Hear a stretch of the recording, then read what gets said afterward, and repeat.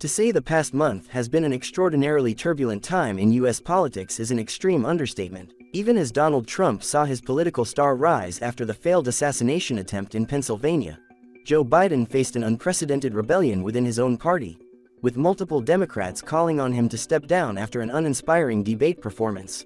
Biden, for his part, refused to stand down and projected himself as the best candidate to defeat Trump even as his campaign sank deeper into a spiral of negative publicity. While there were plenty of rumors about what would happen next and how Biden would dig himself out of the hole he found himself in, there was little in the way of clarity.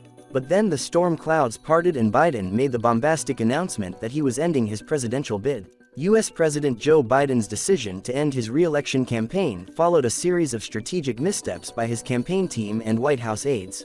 Biden's halting performance at the June 27 presidential debate against Republican candidate Donald Trump pushed even some of his closest allies to question whether he could endure a full campaign. The last 8 days of the U.S. presidential campaign have proved a drama of epic proportions. Within days, Joe Biden became the first sitting president to stand down from a possible re-election since Lyndon B. Johnson in 1968. But what led to Biden dropping out?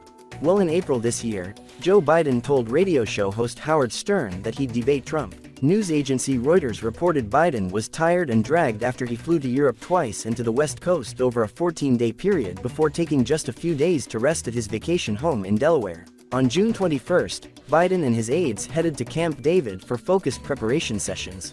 And on June 27, during the U.S. presidential debate, Biden stumbled over his words and lost his train of thought. Officials told reporters Biden was sick with a cold at the time of the debate. Trump repeated a series of well-worn, glaring falsehoods during the 90-minute debate, including claims that he actually had won the 2020 election.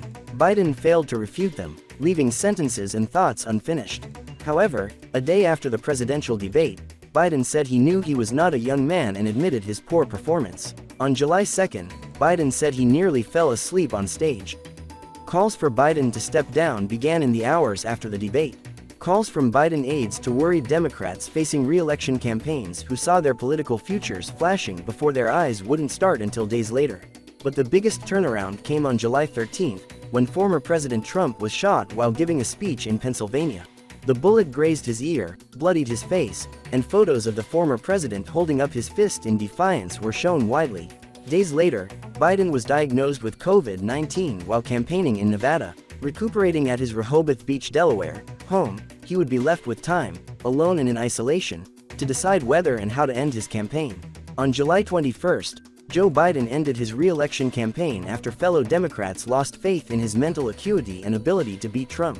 He announced his decision in a letter posted on social media, and in a subsequent post, he endorsed Vice President Kamala Harris to be their party's candidate. While Biden may have given his vote of confidence to his vice president and several other Democratic leaders followed his example, Kamala Harris's presidential bid is not set in stone. Harris may face other challenges for the Democratic ticket. Even if she is elected as Biden's successor, it is unclear if she can establish herself as a U.S. presidential candidate in the few short months leading up to the elections in November. All that is certain is that this development will add to the chaos and excitement associated with the 2024 elections.